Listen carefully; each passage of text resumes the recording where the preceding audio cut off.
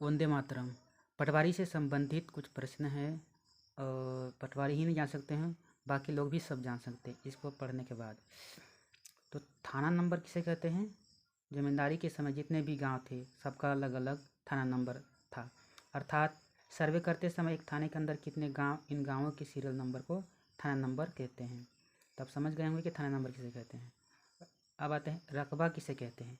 खेत के क्षेत्रफल को रकबा कहते हैं। अगले प्रश्न है एराजी किसे कहते हैं? किसी खेत को डिसमिल, एकड़, हेक्टेयर आदि में बांटने को क्या कहते हैं? एराजी कहते हैं। अब अगले आते हैं बाउंड्री किसे कहते हैं?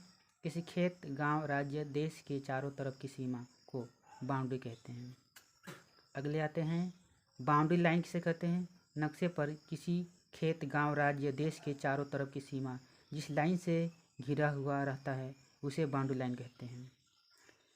अगले आते हैं नजरी नक्शा किसे कहते हैं? वैसा नक्शा जो बिना पैमाने के आधार पर सिर्फ देख कर या समझ कर अनुमान लगाने हेतु बनाया जाता है उसे नजरी नक्शा कहते हैं।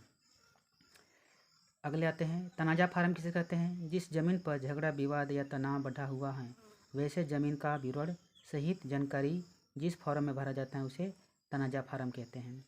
अधिकार किसे कहते हैं? खतौनी में जिस रैयत के नाम से जो प्लाट दर्ज रहता है उस जमीन पर उस रैयत का अधिकार रहता है उसे अधिकार कहते हैं। अगले आते हैं अभिलेख किसे कहते हैं? किसी प्लाट का रकबा खतौनी के अनुसार जो नक्शा तैयार रहता है उसे अभिलेख कहते हैं। छींटे या एराजी किसे कहते हैं? किसी गांव का सर्वे करते समय जो गलती के कारण एक गांव का नक्शा दूसरे गांव